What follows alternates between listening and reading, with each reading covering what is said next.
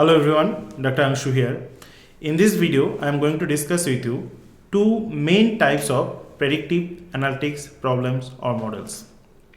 So when you are trying to talk about predictive analytics, you are trying to predict something. So there is a dependent variable that you want to predict. And based on the nature of this dependent variable, you classify or categorize the predictive analytics problems into two groups.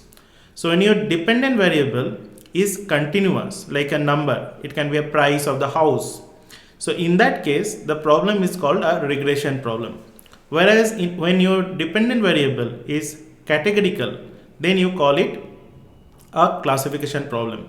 Example can be binary classification, when you want to predict someone has COVID or don't have COVID, or whether to give loan to someone or not to give loan to someone. So in terms of classification problems, some of the popular models are logistic regression, support vector machine, decision tree, random forest. And for regression, most popular is of course linear regression, but you can also use support vector, decision tree, or even random forest based method for regression problems. For more such updates, please follow my YouTube channel and my LinkedIn page. Thank you. Take care. Bye.